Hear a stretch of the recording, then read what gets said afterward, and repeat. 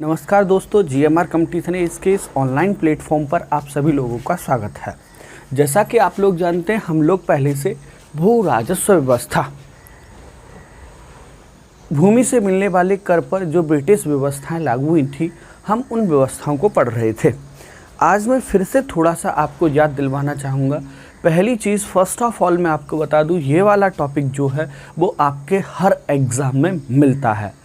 इस टॉपिक के अंतर्गत हम ये समझने का प्रयास कर रहे हैं कि ब्रिटिश ईस्ट इंडिया कंपनी ने जो भारतीयों से, जो भारतीय किसानों से लगान लेने के लिए जिन व्यवस्थाओं को अपनाया। देखिए, जैसे वर्तमान में हमारे देश की सरकार पैसा कमाने के लिए, पैसा लेने के लिए लोगों से कर लगाती है, और कर के लिए डायरेक्ट कर की व्यवस्था अलग है, इनडायरेक्ट कर की व्यवस्था अलग है, जीएसटी की पूरी अपनी एक व्यवस्था है, इनकम टैक्स की अपनी एक व्यवस्था है, कॉर्पोरेट टैक्स की अपनी एक व्यवस्था है। इसी तरह बेटा, जब हमारे देश में ब्रिटिश ईस्ट इंडिया कंपनी थी, और ब्रिटिश ईस्ट इंडिया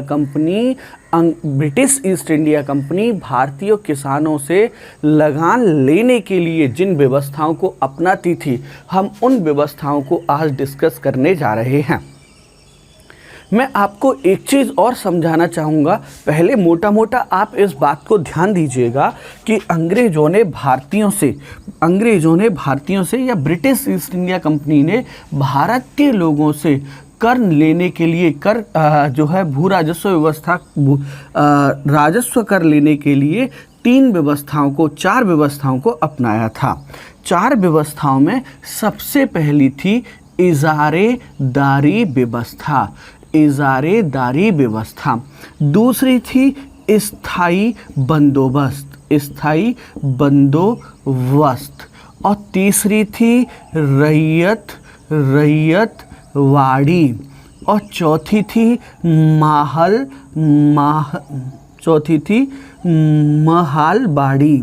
महालबाड़ी। ये दोबारा से सुनिएगा। अंग्रेज़ भारत में भू राजस्व इकट्ठा करने के लिए, भू राजस्व लेने के लिए इन चार व्यवस्थाओं को अपनाते थे। पहली थी इजारेदारी व्यवस्था, दूसरी थी स्थायी बंदोबस्त, तीसरी थी रैयतवाड़ी, और चौथी थी महालबाड़ी। देखो बेटा, इजारेदारी व्यवस्था को हम लोग पढ़ चुके हैं। इस इजारेदारी व्यवस्था के अंतर्गत लगान का टेंडर दिया जाता था। किसी एक व्यक्ति को ठेका दे दिया जाता था कि आप हमें 1 करोड़ रुपए दे दीजिए, इस लखनऊ क्षेत्र के आप हमें 1 करोड़ रुपए दे दीजिए, और उसके बाद आपको जितना लगान वसूलना है आप वसूलिए। इस तरह से टेंडर दिया जाता था। दोबारा से सुनिएगा, इजारेदारी व्यवस्था के अंतर्गत टेंडर या ठेका दिया जाता था। इसके अंतर्गत ये व्यवस्था की जाती थी कि भैया, कि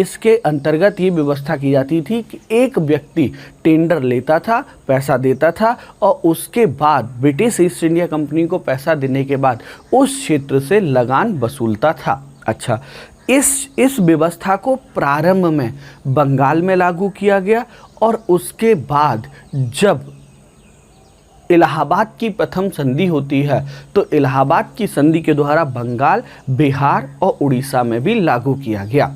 लेकिन 1793 में ये स्थायी बंदोबस्त नाम की व्यवस्था आई। स्थायी बंदोबस्त, परमानेंट सेटलमेंट। देखिए, इस इजारेदारी व्यवस्था के अंतर्गत अंग्रेजों की इनकम निश्चित नहीं थी, ये अनिश्चित थी। अनिश्चित कैसे थी? कभी तो बोली बहुत ज़्यादा लग जाती थी तो अंग्रेजों को आय ज़्यादा प्राप्त होती थी, ब्रिटिश ईस्ट इंडिया कंपनी को आय ज़्यादा प्राप्त होती थी, और कभी ये बोली कम लगती थी, जिसकी वजह से कंपनी को कम पैसा प्राप्त होता था। आज हम लोग ये पढ़ने जा रहे हैं स्थायी बंदोबस्त। हम लोग कल डिस्कस कर चुके परमानेंट सेटलमेंट, और आप सब लोग जानते हैं कि इस व्यवस्था को 1793 में लागू किया गया। लेकिन इस व्यवस्था के अंतर्गत होता ये था कि एक निश्चित प्रतिशत या एक निश्चित दर क्या थी? सभी किसानों को या सूबेदारों को कुल उपज का 10/11 भाग ये किसको देना होता था? 10/11 भाग कंपनी को देना होता था और 1/11 भाग जो है वो जो है जमींदार को मिलता था। अब जरा मैं आपको एक बार फिर से समझाना चाहूँगा। देखो, स्थायी बंदोबस्त बहुत इजी है, बहुत ही आसान है। परमानेंट सेटलमेंट, इसका नाम थोड़ा टफ ज़रूर है, लेकिन ये कंसेप्ट बहुत इजी है। इसके अंतर्गत होता क्या था? देखिए, ये निश्चित किया गया था कि कंपनी को 1790 और 91 में जो रेवेन्यू हुआ है, जो भूमिकर प्राप्त हुआ है, जो लगान प्राप्त हुई है, वही लगान हमेशा, उतना ही लगान हमेशा लिया जाएगा। और वो लगान कितना होगा? कुल उपज का 10/11 ये तो कंपनी लेगी और 1/11 ये जमींदार लेगा। ये जमींदार कौन थे? ये जमींदार भूमि के वास्तविक ये जो जमींदार हैं, ये भूमि के वास्तविक मालिक बना दिए गए थे। वास्तविक मालिक बना दिए गए थे। किसान वास्तविक मालिक नहीं था। सूबेदार, जमींदार जो है वो भूमि के वास्तविक मालिक होते थे। यही लोगों से लगान लिया करते थे और जो किसान लगान नहीं देते थे, जमींदार उनकी ज़मीन छीन लिया करते थे, उसको बटाई पे दे सकते थे, ज़मीन को बेच सकते थे, ज़मीन को अपने पास रख सकते थे। इसलिए किसानों को बेहद गरीब और मज़दूर बना दिया गया, क्योंकि किसान ज़मीन का मालिक नहीं रहा। और इस स्थायी बंदोबस्त की एक बुरी बात ये भी थी कि कंपनी को तो 10/11 दिया जाता था, लेकिन ये जमींदार किसानों से बहुत ज़्यादा पैसा लेते थे। कंपनी को कम पहुंचाते थे, लेकिन किसानों से ज़्यादा लेते थे। यानी ये बीच में अपने पास खूब सारा पैसा रोक लेते थे, जिसकी वजह से ये जमींदार बहुत ही अमीर होते जा रहे थे। देखिए, मैं आपको परमानेंट सेटलमेंट, स्थायी बंदोबस्त पे हम लोगों ने कल भी डिस्कशन किया था और आज भी हम लोगों ने थोड़ा सा डिस्कशन किया परमानेंट सेटलमेंट पे। और बेटा, परमानेंट सेटलमेंट बहुत ही इजी है। इसका उद्देश्य था कि कंपनी की आय को निश्चित किया जाए। और कंपनी की आय कब निश्चित होगी? जब लगान की दर निश्चित होगी। और लगान की दर, जमींदार को लगान पे करना होता था और जमींदार से कह दिया गया था कि हमें आपसे कुल उपज का 11/10 भाग चाहिए और 1/11 भाग आप रखिएगा। जमींदार क्या करते थे? जमींदार इस व्यवस्था के अंतर्गत कंपनी को तो 10/11 देते ही थे, लेकिन किसानों से बहुत ज़्यादा पैसा वसूलते थे। अब आज का टॉपिक हम स्टार्ट करते हैं, जिसमें आता है रैयतबाड़ी और महालबाड़ी। रैयतबाड़ी व्यवस्था और महालबाड़ी व्यवस्था। देखिए, अब जब जमींदार बहुत ही अमीर होने लग गए, जमींदारों ने किसानों का बहुत शोषण किया, तो कंपनी को ये लगा कि भाई, जब किसान ही नहीं रहेगा तो हमारी आय कहाँ से होगी? जब किसान ही नहीं रहेगा तो हमारी आय कहाँ से होगी? इसीलिए अब इस कंपनी के सामने 2 उद्देश्य थे। 2 उद्देश्य कौन कौन से थे? पहला उद्देश्य ये था कि किस तरह से कंपनी की आय को बढ़ाया जाए। कंपनी की आय को बढ़ाया जाए मतलब क्या है इस बात का? इस बात का मतलब ये है कि कंपनी ये देख रही थी कि हम पैसा नहीं कमा पा रहे हैं, सूबेदार पैसा कमा रहे हैं, जमींदार पैसा कमा रहे हैं, काश जमींदार वाला पैसा हम कमा पाते तो कंपनी की और आय बढ़ जाती। अच्छा, दूसरा, चलो खैर कंपनी की आय को कैसे बढ़ाया जाए? दूसरा, जो हमको पैसा देता है, यानी जो किसान है, किसान की हालत को कैसे सुधारा जाए, किसान की हालत, किसान की स्थिति को कैसे सुधारा जाए। ये दो चीज़ें कंपनी के सामने थी। पहली चीज़ कंपनी की आय को कैसे बढ़ाया जाए और दूसरी किसान की स्थिति को कैसे सुधारा जाए। इसके लिए कंपनी ने क्या किया, एक नई व्यवस्था कंपनी लेके आई जिसका नाम था रैयत बाड़ी। इस व्यवस्था के अंतर्गत देखो, जो ये रैयत वर्ड है, रैयत का अर्थ जो है किसी इंडिविजुअल या किसी व्यक्ति या किसान से ही होता है। इस व्यवस्था के द्वारा किसान को भूमि का स्वामी या किसान को भूमि का मालिक बना दिया गया। अब तक जो जमींदार भूमि का मालिक होता था या जमींदार जो भूमि का स्वामी होता था, अब उसे समाप्त कर दिया गया और अब किसान जो है वो भूमि का स्वामी होने लगा और किसान से ही अब लगान लिए जाने लगा। रैयत बाड़ी व्यवस्था के अंतर्गत जमींदारों से भूमि के स्वामी होने का हक छीन लिया गया और अब किसानों को भूमि का मालिक बना दिया गया। ये व्यवस्था बेटा, रैयत बाड़ी व्यवस्था बेटा, ये कर्नल रीड के द्वारा, ये व्यवस्था कर्नल रीड के द्वारा 1700, ये कर्नल रीड के द्वारा 1792 में, और कहाँ से, बारामहल कहाँ है, कर्नाटक, वहाँ से स्टार्ट की गई। बारामहल कर्नाटक से कर्नल रीड के द्वारा 1792 में प्रारंभ की गई। इसमें ये जो व्यवस्था थी, ये टोटल जो है बम्बई में, असम में और कुर्ग में लागू थी और ये अंग्रेजी साम्राज्य के 51% हिस्से पर लागू थी। ये अंग्रेजी साम्राज्य के 51% हिस्से पर लागू थी। दोबारा से सुनिएगा, रैयत बाड़ी व्यवस्था के अंतर्गत कंपनी दो उद्देश्यों को पूरा करना चाहती थी। एक तो कंपनी की आय को कैसे बढ़ाया जाए और दूसरा किसानों की स्थिति को कैसे सुधारा जाए। इसके लिए कंपनी ने रैयत बाड़ी व्यवस्था को अपनाया, जिसके अंतर्गत किसान को भूमि का स्वामी बना दिया गया। यह व्यवस्था कर्नल रीड के द्वारा 1792 में बारामहल कर्नाटक से प्रारंभ की गई।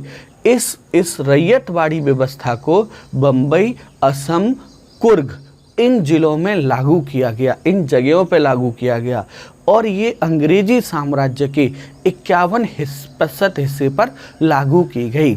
स्थायी बंदोबस्त जो था वो वो अंग्रेजी साम्राज्य के 19% हिस्से पर लागू था और इसे 51% हिस्से पर लागू कर दिया गया। अच्छा, अब इसमें जो लगान की दर होती थी वो कितनी होती थी? प्रारंभ में इसकी लगान की दर जो है वो बेटा 33% यानी 33% थी और बाद में इसे बढ़ा करके 50% कर दिया गया।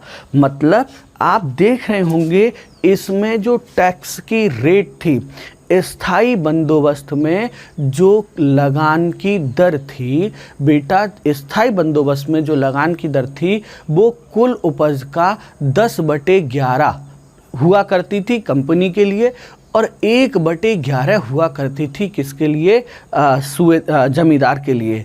लेकिन रैयत बाड़ी व्यवस्था के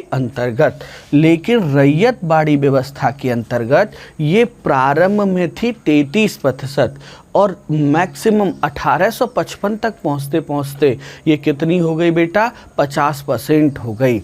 यानी मैं क्या समझाने की कोशिश कर रहा हूँ, यदि किसी किसान के खेत में 100 किलो गेहूँ हुआ है, 100 किलो गेहूँ हुआ है तो उसका 50% मतलब 50 किलो गेहूँ कंपनी को चाहिए, 50 किलो गेहूँ अंग्रेज सरकार को चाहिए।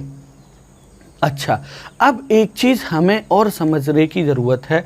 इस रैयतबाड़ी व्यवस्था ने, यहाँ जमींदार नहीं था, जमींदार नहीं था, कोई भी मीडिएटर नहीं था।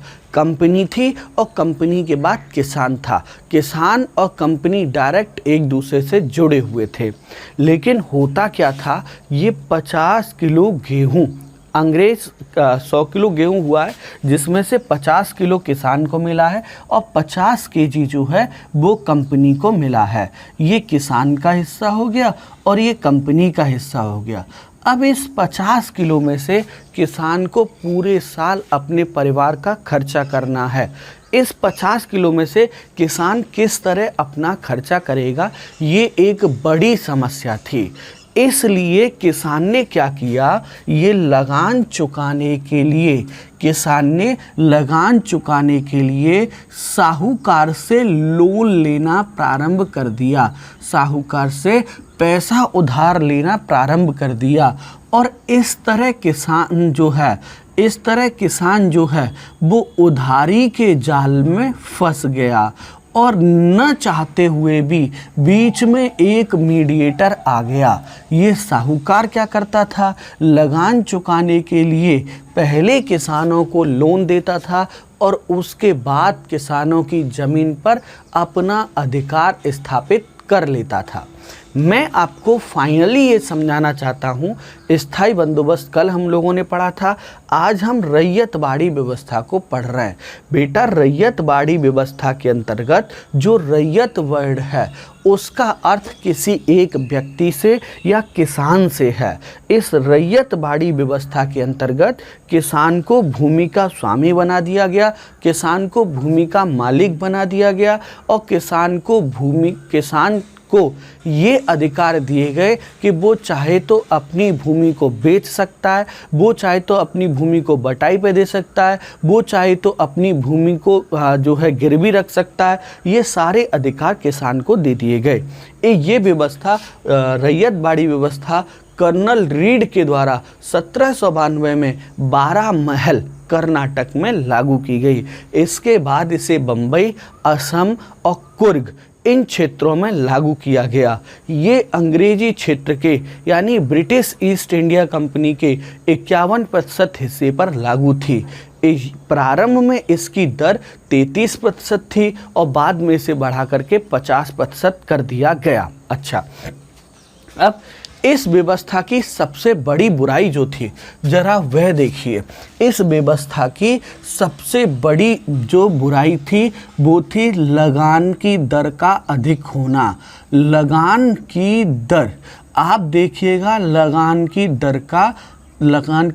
दर अधिक होना। आप देखिएगा 50%, लगान की दर जो है वो 50%। अभी वर्तमान में मैं आपको बताऊं, अभी वर्तमान में जीएसटी की जो मैक्सिमम रेट है वो 28% है, 28% है। जीएसटी की जो मैक्सिमम रेट है वो 28% है। और इस 28% को लेकर भी हमारे देश में बवाल मचा रहता है। सरकार पर हमेशा दबाव बना रहता है कि सरकार जीएसटी की कुछ रेट क्या करे, कम करे। तो मैं आपको बताना चाहता हूं कि इसमें लगान की दर बहुत ज़्यादा थी, पहली चीज़। और इसको लगान को चुकाने के लिए किसान जो है वो साहूकार से लोन लेने लगा, साहूकार से ऋण लेने लगा और इस तरह किसान की ज़मीन न चाहते हुए क्या हो गई, साहूकार के पास गिरवी हो गई। इसकी वजह से किसान और मजबूर हो गया और किसान जो है मजदूर बन के रह गया। ये थी आपकी रैयतबाड़ी व्यवस्था जो कर्नल रीड के द्वारा 1792 में 12 महल कर्नाटक में सबसे पहले लगाई गई। इसके बाद इसे बम्बई, असम, बरार और कुर्ग में लागू किया गया। ये ब्रिटिश ईस्ट इंडिया कंपनी के कुल 51% हिस्से पर लागू थी। इसकी दर इनिशियल स्टेज में 33% थी, बाद में इसे बढ़ा करके 50% तक ले जाया गया। और यही इसकी बुराई थी, यही इसकी जो है अवगुण था। अच्छा, फिर उसके बाद अगली जो आती है, अगली जो व्यवस्था आती है, लास्ट व्यवस्था जो आती है वो है बेटा माहलबाड़ी व्यवस्था। जरा एक बार फिर से रिवाइज करें, पहले मैं जरा हेडिंग डाल दूं, माहलबाड़ी व्यवस्था, माहलबाड़ी व्यवस्था। देखिए फिर से आप समझिएगा, हम टॉपिक पढ़ रहे हैं, आज इस टॉपिक का लास्ट डे भी है। हम ये टॉपिक पढ़ रहे हैं कि ब्रिटिश ईस्ट इंडिया कंपनी ने भारतीय किसानों से लगान लेने के लिए जिन नीतियों को, जिन पॉलिसीज़ को अपनाया, हम उनको पढ़ रहे हैं। और इन पॉलिसीज़ के अंतर्गत हमने 4 पॉलिसी पढ़नी है, जिनमें से 3 हम पढ़ चुके हैं, एक हम पढ़ने जा रहे हैं। पहली पॉलिसी जो थी वो थी इजारेदारी व्यवस्था। इजारेदारी व्यवस्था के अंतर्गत हमने देखा था कि भूमि को ठेके पर दिया जाता था, एक अमाउंट ले ली जाती थी और उसके बदले एक व्यक्ति से कहा जाता था कि आप लगान वसूलिए। फिर दूसरी आती है परमानेंट सेटलमेंट। परमानेंट सेटलमेंट स्थायी बंदोबस्त। इसके अंतर्गत भूमि का स्वामी जमींदार को बना दिया गया और जमींदार जो है वो किसानों से लगान वसूलता था और जमींदार जो है बहुत ज़्यादा लगान वसूलता था। अंग्रेज़ हालांकि ब्रिटिश ईस्ट इंडिया कंपनी को कुल उपज का 10/11 भाग ही पहुंचता था, लेकिन जमींदार बीच में बहुत पैसा कमाता था, इसीलिए किसानों की हालत ख़राब होती गई और जमींदार अमीर होता गया। उस किसानों की हालात को सुधारने के लिए कंपनी ने डायरेक्टली किसान से संपर्क किया और किसान से संपर्क करने की व्यवस्था को रैयतबाड़ी व्यवस्था कहा जाता है। लेकिन इस व्यवस्था की सबसे बड़ी बुराई ये थी कि इसकी रेट बहुत ज़्यादा थी, दर बहुत थी। प्रारंभ में ये 33% थी, लेकिन बाद में बढ़कर के ये 50% तक पहुंच गई। अब हम लोग आज पढ़ने जा रहे हैं माहलबाड़ी व्यवस्था। माहलबाड़ी व्यवस्था, देखो बेटा, जो माहलबाड़ी व्यवस्था है उसमें जो शब्द यूज़ किया गया है महाल। महाल शब्द का अर्थ क्या होता है? गांव होता है। माहल शब्द का अर्थ गांव होता है, या हम कह सकते हैं कोई एक निश्चित क्षेत्र होता है माहल शब्द का अर्थ। इस माहलबाड़ी व्यवस्था के अंतर्गत गांव या क्षेत्र, पूरे गांव या पूरे क्षेत्र में निश्चित कर दिया जाता था कि हमें आपसे इतना पैसा चाहिए। जैसे ए नाम का कोई गांव है, इसको हम लोग महाल भी कह सकते हैं। ए नाम का कोई गांव है और इस गांव से कह दिया गया कि हमें आपसे 10,000 रुपये चाहिए और एक व्यक्ति को ये जिम्मेदारी दे दी गई कि भाई ऐसा है, हमें आपसे 10,000 रुपये चाहिए और आप पूरे गांव से ये पैसा कलेक्ट करो। इस व्यक्ति को, जिसको ये 10,000 रुपये कलेक्ट करने की जिम्मेदारी दी गई है, उस व्यक्ति को बेटा मुखिया या लंबरदार के नाम से जाना जाता था।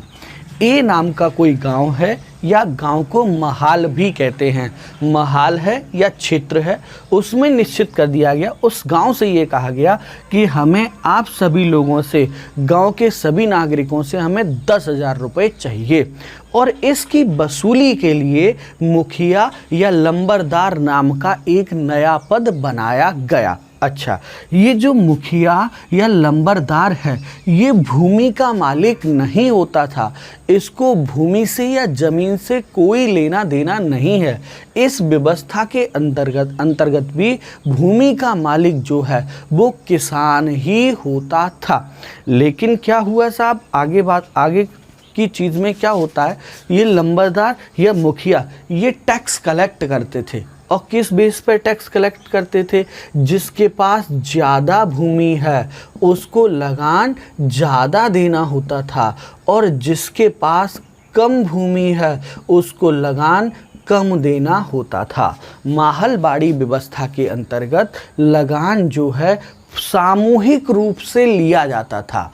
महलबाड़ी व्यवस्था के अंतर्गत लगान जो है वो सामूहिक रूप से लिया जाता था। सामूहिक रूप से लिया जाता था मतलब इस व्यवस्था के अंतर्गत पूरे गांव या पूरे क्षेत्र से लगान लिया जाता था। और ये जो लगान है जो पूरे गांव या क्षेत्र से ली जाती थी, ये अनुमान के आधार पर ली जाती थी। इसमें कोई दर विशेषकर निश्चित नहीं थी। महलबाड़ी व्यवस्था के अंतर्गत बेटा दर निश्चित नहीं थी, ये अनुमान के आधार पर ली जाती थी। मतलब जहाँ जिस क्षेत्र में ज़्यादा पैदावार होता था वहाँ इसकी दर जो है वो ज़्यादा होती थी, और जहाँ इस उपज जो है कम थी वहाँ इसकी दर जो है वो कम होती थी। जैसे उदाहरण के तौर पर अगर हम देखें तो बेटा इसकी दर जो है वो कहीं 50% थी, कहीं 66% थी, और कहीं कहीं तो इसकी दर जो है वो 80% तक होती थी। जो बहुत ही अच्छे उपजाऊ वाले क्षेत्र थे वहाँ 80% तक दर होती थी। जो थोड़े कम उपजाऊ वाले क्षेत्र थे वहाँ 66% तक होती थी, और नॉर्मली इसकी दर जो है वो 50% तक होती थी। और बेटा ये व्यवस्था जो है वो हॉल्ट मैंकजी नामक व्यक्ति के द्वारा, ये व्यवस्था बेटा हॉल्ट मिंकजी नामक व्यक्ति के द्वारा, और ये व्यवस्था हॉल्ट मिंकजी नामक व्यक्ति के द्वारा 1822 में लागू की गई। 1822 में लागू की गई। और इस व्यवस्था को पंजाब, आधुनिक पंजाब जो है, फिर उसके बाद संयुक्त प्रांत मतलब हमारा उत्तर प्रदेश, संयुक्त प्रांत मतलब हमारा उत्तर प्रदेश, और पंजाब संयुक्त प्रांत और मध्य प्रांत में लागू किया गया। ये ब्रिटिश ईस्ट इंडिया कंपनी के 30% क्षेत्र पर लागू थी। एक बार हम लोग दोबारा से देखते हैं महलबाड़ी व्यवस्था। ये व्यवस्था हॉल्ट मिंकजी के द्वारा 1822 में लागू की गई या प्रारंभ की गई। ये व्यवस्था पंजाब, संयुक्त प्रांत, मध्य प्रांत इन क्षेत्रों में लागू की गई थी। इसमें माहल का शब्द गांव या क्षेत्र से होता है। इस व्यवस्था के अंतर्गत लगान सामूहिक रूप से दिया जाता था। लगान सामूहिक रूप से दिया जाता था यानी पूरे गांव या पूरे क्षेत्र से लगान लिया जाता था। जैसे ए नाम का कोई गांव है या क्षेत्र है तो अंग्रेज़ डिसाइड कर देते थे, अंग्रेज़ निश्चित कर देते थे कि हमें इस क्षेत्र से या इस गांव से 10,000 रुपये चाहिए। और ये जो 10,000 रुपये हैं हम हर व्यक्ति से जाके नहीं लेंगे, हर व्यक्ति के घर जाके नहीं लेंगे। हमको क्या, हम एक व्यक्ति निश्चित कर दे रहे पूरे गांव या क्षेत्र के लिए। हर गांव का व्यक्ति इस व्यक्ति को आके अपना लगान देगा और इससे हम लेंगे। उस व्यक्ति को जो पूरे गांव से लगान लेता था उसे मुखिया या लंबरदार के नाम से जाना जाता था। मुखिया या लंबरदार के नाम से जाना जाता था। बेटा अब अगला पॉइंट ये आता है कि सर इसमें लगान की दर क्या होती थी। तो बेटा इसमें लगान की दर अनुमान के आधार पर निश्चित की जाती थी।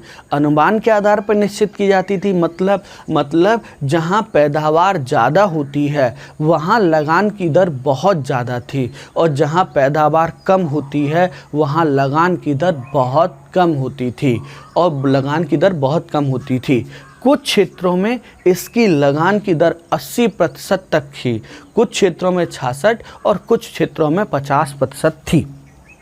अच्छा, अब इस व्यवस्था के अंतर्गत क्या बुराई थी? देखो इस व्यवस्था के अंतर्गत एक बुराई तो आपको साफ साफ दिख रही है।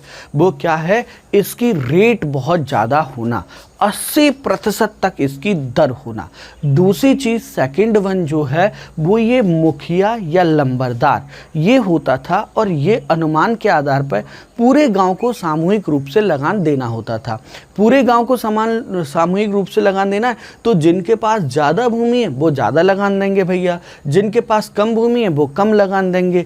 लेकिन ये मुखिया या लंबरदार बीच में क्या करते थे, ये करते थे कि सबसे एक समान लगान जो है वो वसूलने लगे। यानी इनके अंदर भी भ्रष्टाचार आया, और जिसकी वजह से किसान की स्थिति हालत जो है वो खराब होती गई। और देखिए, अंतिम रूप से मैं आपको सिर्फ इतना समझाना चाहता हूँ कि ब्रिटिश ईस्ट इंडिया कंपनी हमारे देश में जो व्यवस्थाएं लेके आई वो सारी की सारी व्यवस्थाएं किसान के लिए बहुत ही अलाभकारी सिद्ध हुई। बहुत ही अलाभकारी सिद्ध हुई मतलब इनके 3 बड़े अवगुण थे। पहला अवगुण जो था इन सब के अंतर्गत वो लगान की दर